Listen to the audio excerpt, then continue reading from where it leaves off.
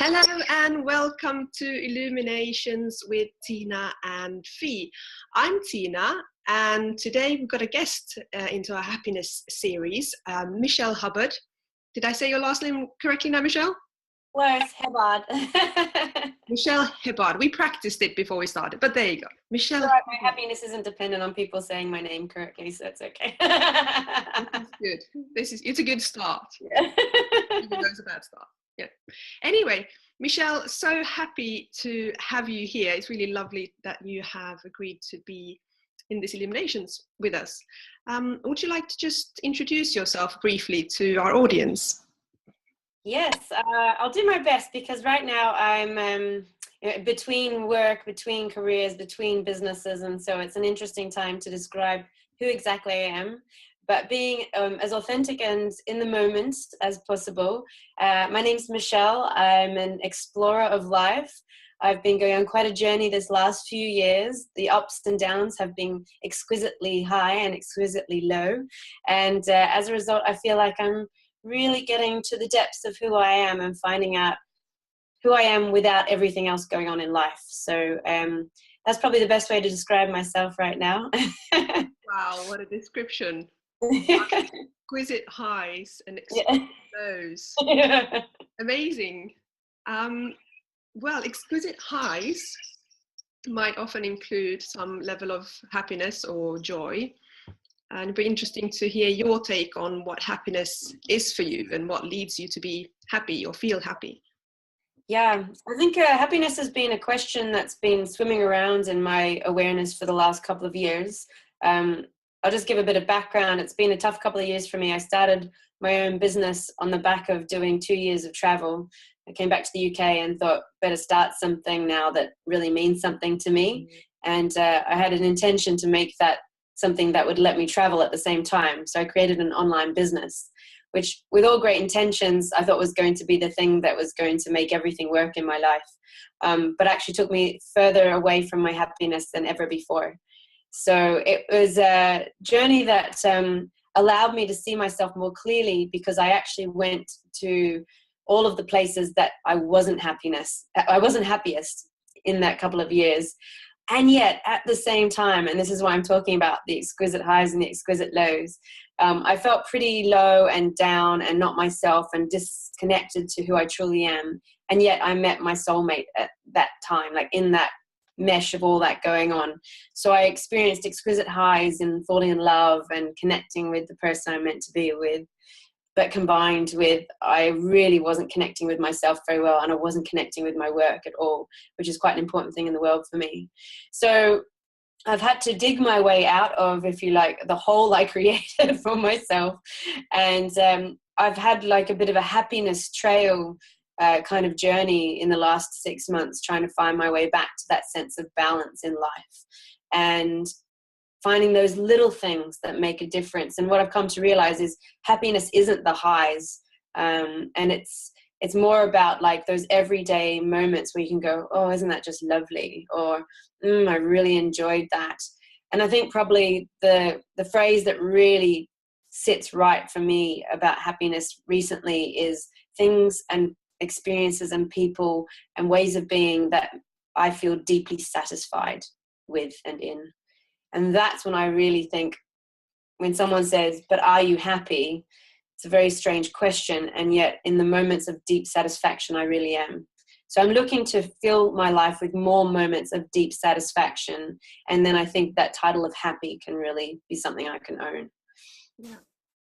Fantastic.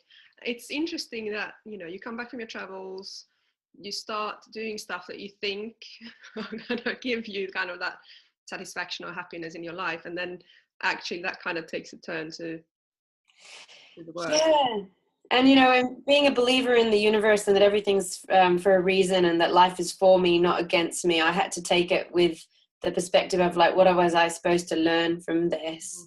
And I went from having the best 2 years of my life to the worst 2 years of my life in contrast. And one could say that's probably because I was at such a high that, what goes up must come down.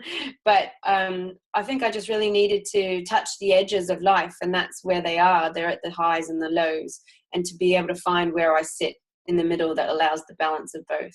Mm. So that's what I got this last few years. Yeah. I know I'm definitely not somebody who is meant to be behind a computer all day long. And I'm definitely not somebody who's meant to be not moving my body and engaged with life and engaged with people. I've learned a lot about what I'm not and what I'm not meant to be doing, which, yeah, and a lot of the wisdom that's come from the sages throughout time, being really clear on what you don't want really helps you to get to where you want to be. So I think I've got a good basis for that now. I think it's, I think we often forget that that's an equally valuable and important lesson, knowing what you don't want to do, or you don't want to be, or who you don't want to be with. That's right. That's the opposite of actually knowing. Exactly. Yeah. Yeah. Fee and I have talked quite a lot in the previous episodes about happiness being a choice.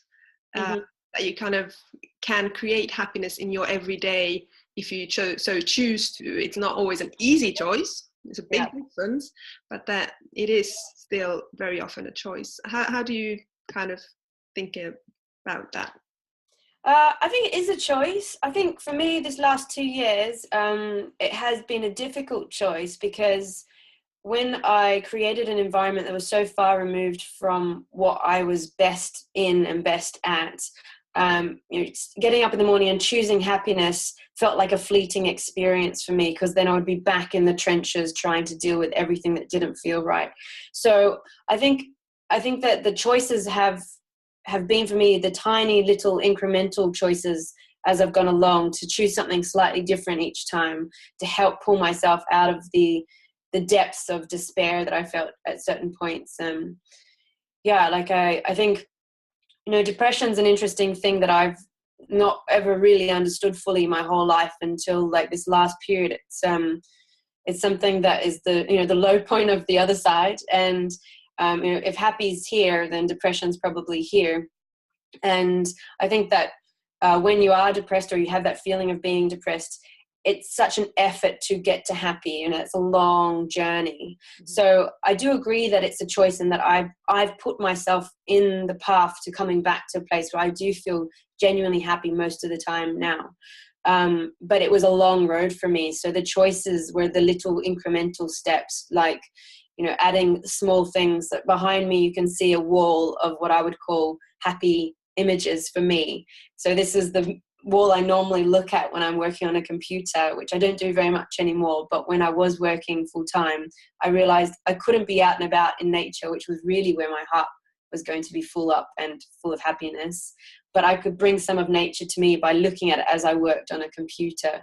And small things like that, small choices to choose happiness over staying where I was, eventually brought me to a broader picture of being in the higher point of genuinely mostly happy. Yeah. So, yeah. And I think there's some really key points in there, those small things, especially if you are really low or even depressed. I mean, being clinically depressed, then we're talking about a totally different ball game. But if being really low and not kind of having the expectation of maybe being here, but it's like those little things, like smiling at somebody in the street. I mean, I've used that myself to kind of go, good morning, very un-Swedish thing to do. But I kind of go, hello. And just kind of seeing those people who connect with that and go, oh, good morning. Somebody's saying good morning to me. How lovely. And you kind of feed off that energy. It's like, oh, I made someone feel good. I'm feeling good. Those kind of, and then yes, you might not, live on that feeling the whole day, but you had that moment and that connection and that kind of, okay, this was nice, Yeah, I think you're very right. And I think that that's an indicative of as well what works for you. And for each individual, we have key things that will bring us up, and we'll get a little burst of, oh, that felt good. And what I've come to realize, is as cheesy and as commonplace as this saying is, like, stopping and smelling the flowers has really worked for me. I added exercise to my life. That was a decision a choice back in January, to say, I believe exercising will bring me more happiness, because all the various biological responses that we get from exercising, the feeling better in my body, all these things. So that was a key thing I added to help bring me to a place of more happiness. And then I added running as like every second day. So I'd exercise at home, and then every second day I'd run. And the reason that I love running isn't so much the actual running, it's because I give myself on the way back from the run a run past, or a fast walk past beds of flowers. And I stop and I smell every single flower, all the different kinds. And I'm like, oh, that one smells really good. And it just really lights me up. It makes me feel great. So I get back home and I'm like, I've had my fill of flowers and nature. Plus I've got the biology response from doing the run. So it's these little choices, like things that really light you up. And I say hello, good morning to people naturally now, because that's easy for me, because I'm in a state of genuine happiness. But go back a year ago, and the idea of that was scary to me, because I was not in a good place to be able to say hello. And if no response came back, I had no foundation for feeling good about that. So yeah, it's really great when you realize like, oh, that's the thing that works for me, and just keep doing that. Mm. Yeah, and I think that absolutely, and every person should find their own thing. And sometimes I think it's so hard to find what makes me happy, and is it okay that it's these tiny little things, because sometimes I think we live in such a media world and expectations that you need to have lots of stuff, and you need this and that, and you need to have a perfect body, and you need to look this way, and you absolutely have to have a partner who's fantastic. Without all those things you can't be happy. And it's like kind of getting rid of all of that and kind of go, no, what makes me happy? And it's okay that it's a thing that might not make others happy, and others go, what? Yep. That's it. Gives me joy. Yeah, that's the key. That's the journey. The journey, absolutely, that's the journey.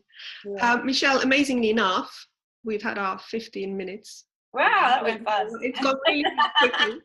It's been really lovely talking to you, and maybe you'll come back another time and talk a little bit more. That would be great. Something else. Excellent. Thank you so much. It was lovely chatting to you. Take care. Thank you. Bye, Michelle. Bye.